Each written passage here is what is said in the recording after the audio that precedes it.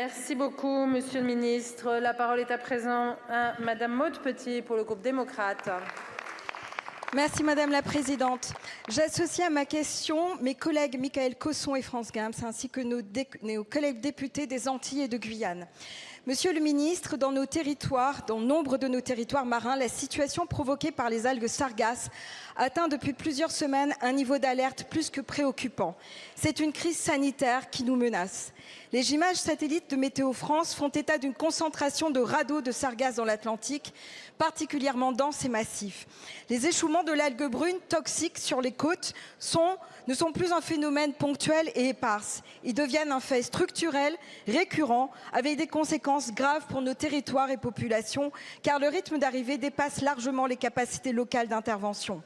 Dans plusieurs communes littorales, des zones entières sont envahies, les habitants sont exposés à des émanations toxiques, les écoles ferment, les bateaux ne circulent plus entre les Saintes et la Guadeloupe, les pêcheurs sont touchés de plein fouet, les métaux rongés.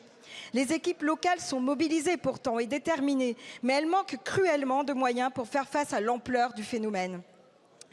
Je veux saluer ici les efforts engagés par le gouvernement, notamment l'annonce en mai dernier du plan Sargasses 3 avec la collecte en mer et la création du groupement d'intérêt public.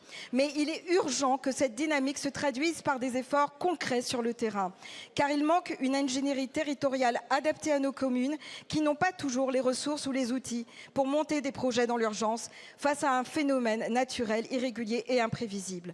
La sénatrice Conconne travaille à faire reconnaître les échouages comme catastrophes naturelles.